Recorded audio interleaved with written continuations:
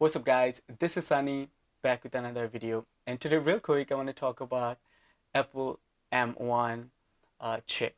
Okay, 5 nanometer ARM based processor. They made that M1 chip specially for macOS. So let's take iPhone for example. If you guys own iPhone, then you guys know how well Apple iPhone perform, especially with the RAMs, the CPU, everything, just well optimized. So that's what they are basically doing with the M1 chip.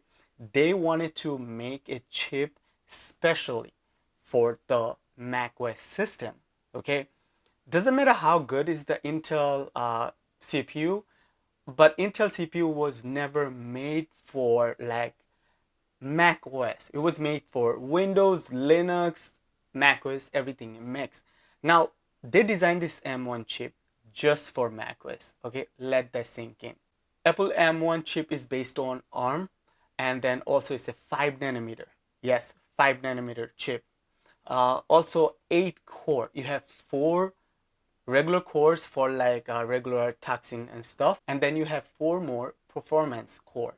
So let's put it this way: whenever you're just browsing and stuff, you're just using 4 cores, and whenever you are exporting your videos or you playing with some maybe graphics, 3D, whatever, that's when you get to use the full potential. You get to use the 8 core, so you get to use those 4 performance cores also. Now in that chip you also have DRM.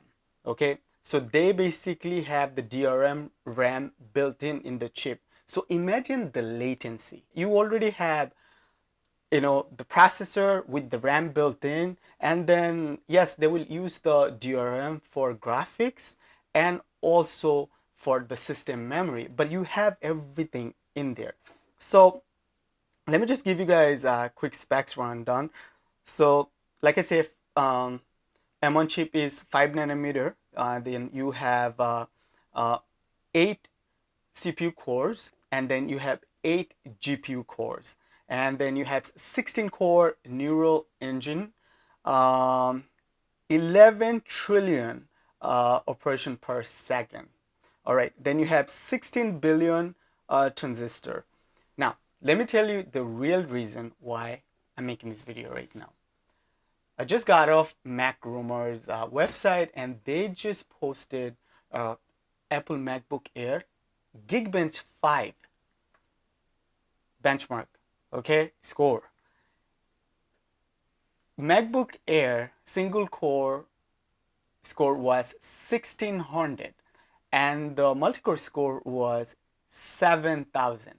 Okay, so let me just compare this score to like my desktop right here, okay, which is a cheap desktop. I have a Ryzen 5 3600 CPU. That's a 6-core 12-thread, mind you, desktop processor. My single core Geekbench score was 1200, and the multi-core score was 6000. Now you guys can see that's their base model. So imagine what they can do with M1 chip, like M2, M3, M4, M5. Imagine what they can do once they put that chip in one of their desktop, or like iMac, or like Mac Pro. They are just basically showing right now just the base model performance. Now I know some of you guys are maybe worried, maybe macOS will stop working with the Intel based system, or maybe AMD based system. I personally think maybe we are good for at least 5 to 6 years, because you have to understand, Apple's still selling Intel based Mac. Okay, so they're still selling those, and they're still selling warranty with those systems. So it will take at least 5 to 6 years, maybe 7 to 8 years. I don't know.